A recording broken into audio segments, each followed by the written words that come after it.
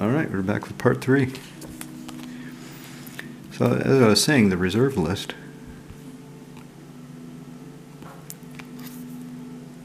With the power creep that's coming out too, there's not as much need for those cards. I mean, how many creatures on the reserve list are really sought after, are really played? The only one I can think of, and I'm sure I'm missing one or two, is Pelancron. Yeah, people might want to play Aiden Oakenshield. They might want to play Angus Mackenzie.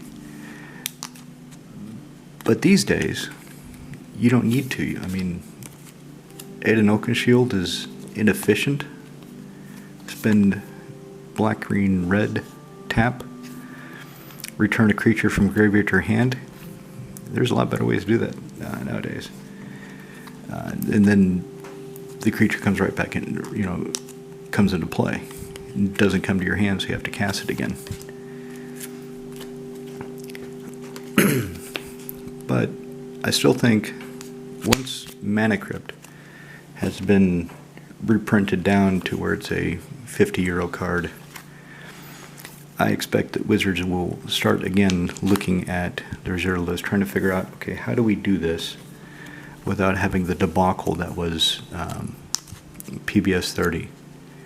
And my pet name for the 30th anniversary proxy, 30th proxy bullshit, PBS proxy bullshit, that's what I call it. That blew up in their faces. So what they learned is that, one, they cannot sell proxies at that high a price. Two, if they want the demand, if they want to sell the cards and get the maximum value, they will have to print them in a tournament legal fashion. They will have to print them as actual Magic cards. And a lot of people go on, well, promissory estoppel, they'll get sued. They've changed the reserve list so many times over the years that I don't see that as a consideration.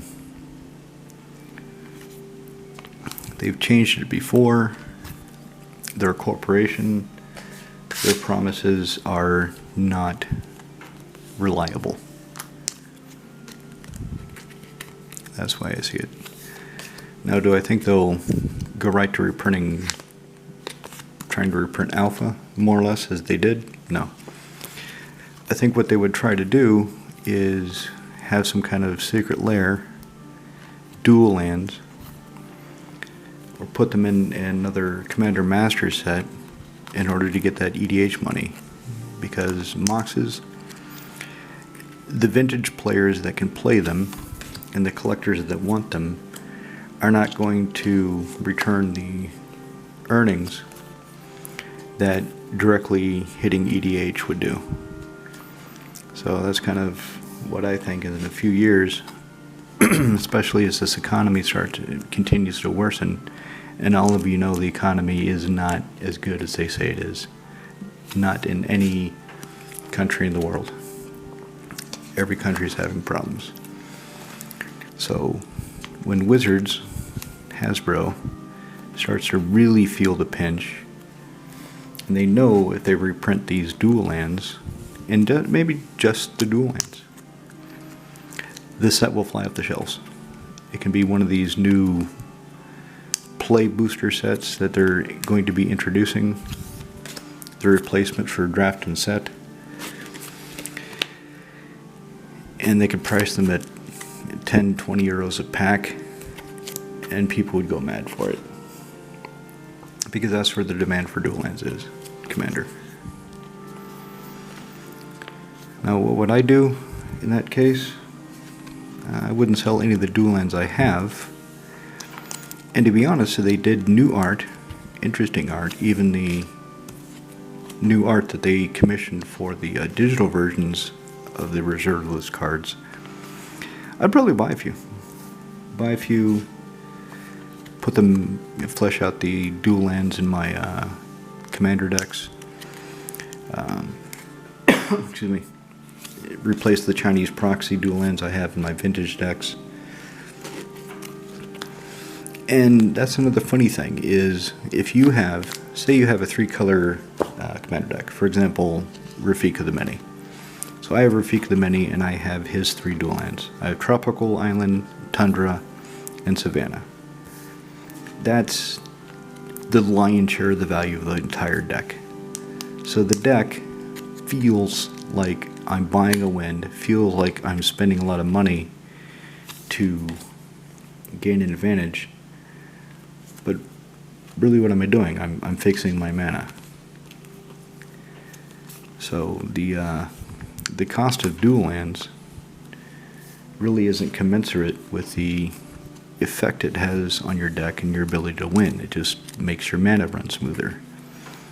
Something like Chains of Mephistopheles, though, Nether Void, those screw you guys cards,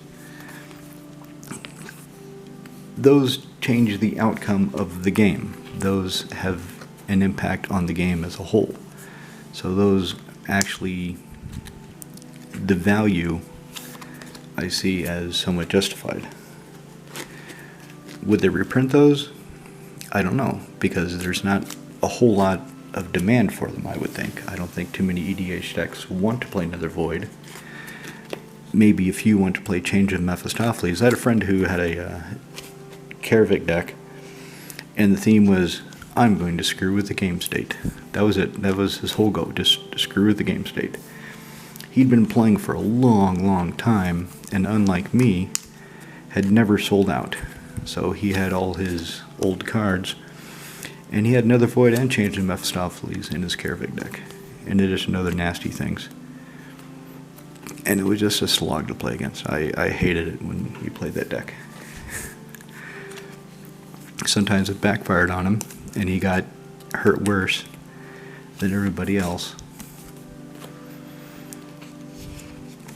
But when he got going, Nether Void is out, Change of Mephistopheles is out, Endless Whispers is out, it's like, oh, Jesus Christ, this game sucks. And everybody would focus on trying to kill him in order to get out from under all the crap that he has on the table.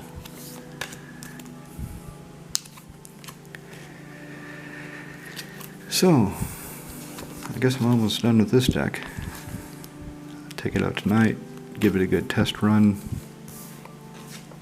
What else is there to kind of talk about? So, they're going to be introducing Marvel in Universes Beyond. Doctor Who I completely ignored. I never got into Doctor Who. It just, not something I watched growing up. Not something I really want to watch now because it's kind of goofy with my my current tastes. Started watching the series Atlantis, this British serial, and the concept is interesting. So,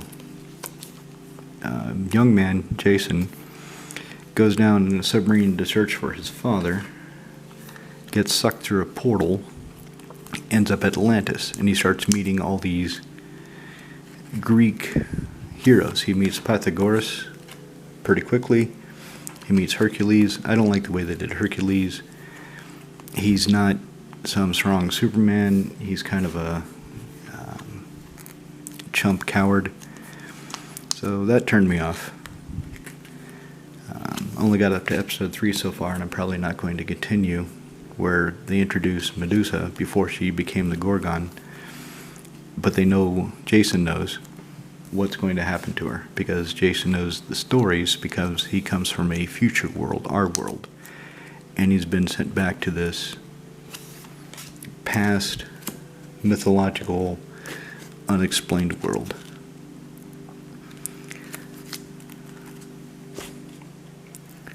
So, never got into Doctor Who. Warhammer, I like the lore, I like reading about it.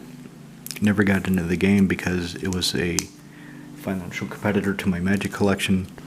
I can only afford one expensive hobby at a time. More people need to play Magic than Warhammer anyway. Magic is more portable, and the financial aspect is, if I want to sell out of Magic, I can get most of my money back, at least 50%.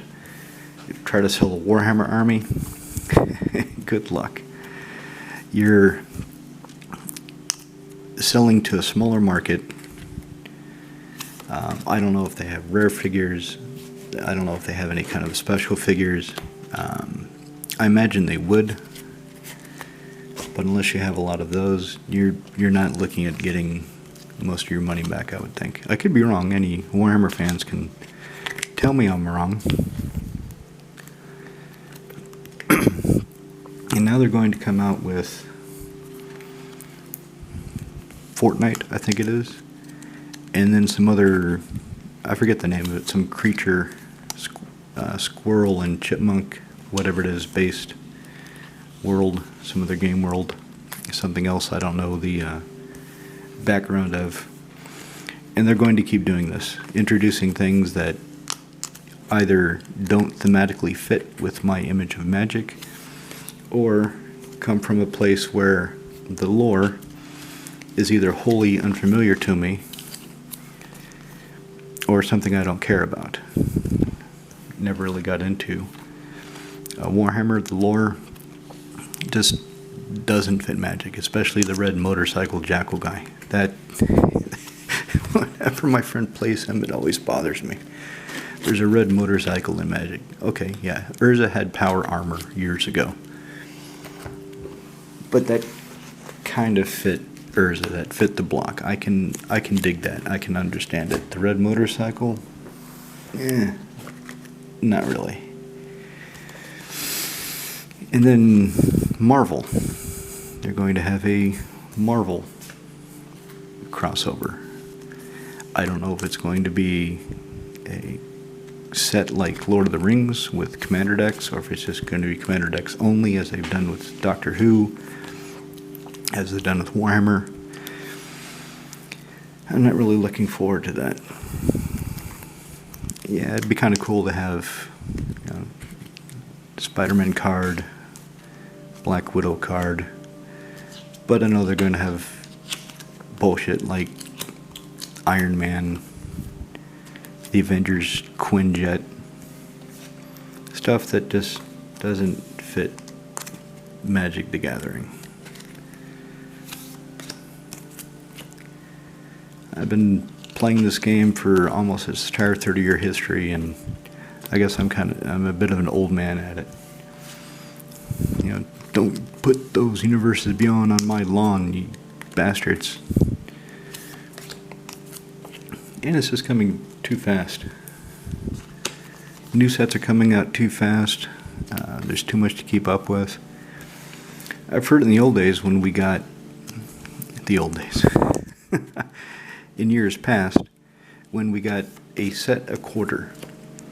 Every quarter there was a new set, so you had time to get to know it. You had time to explore it. Spoilers were teasers. They wouldn't spoil the full set until well after the pre-releases. So there was always that unknown, that exploration, that wonder of what they're going to introduce, the new mechanics, the new creatures, the new story. But now with the set coming out, it seems like every other month, it's just too hard to keep up with.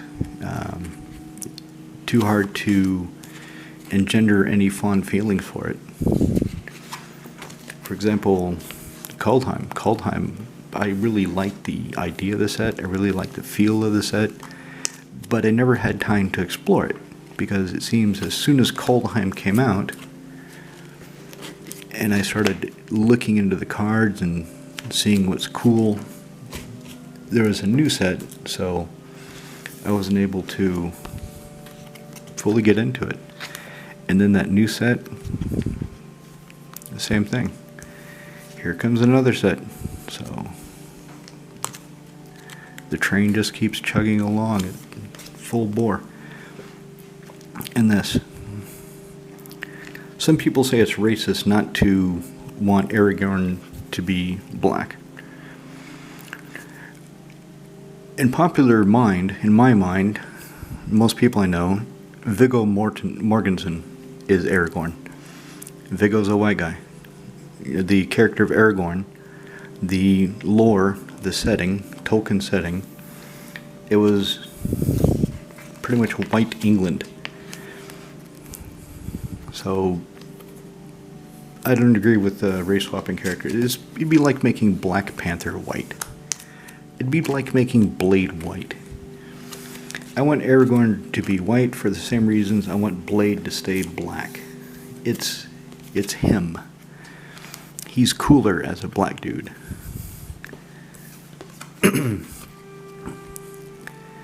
Imagine by now I've probably lost a lot of you. You're like, this damn racist. He doesn't like the black Aragorn. Well, it's not that I don't like it. It's that I don't like the sop. I don't like the pandering. Unnecessarily, the needless pandering. I mean, how many black dudes play Magic anyway? And we already have a lot of really good black Teferi. Teferi's African. Sidar Kondo of Jamura. Jabari? Sidar Kondo, he's African too. Sisay, she's African. I want to see those characters explored. I want to see their stories. I want to see continuity. You know, there's certain expectations. Mark Rosewater likes to talk a lot about people's expectations, and when you violate them, it turns them off what you're trying to do. Especially when there's no rhyme or reason for the pandering. Ah, last card. Council of Deliberation. Okay, just in time. My camera's going to be cutting off soon. So that's it. Bit of rambling. A lot of rambling. Completely disjointed, completely non-scripted. I don't script any of my videos. I might think about some things I want to say when I'm idly smoking my pipe before I start the video, but I don't have a script. I always do it in one take. Let me know what you think. Let me know what you think. Let's get a conversation going. And I'll talk to all of you lads again later. Cheers.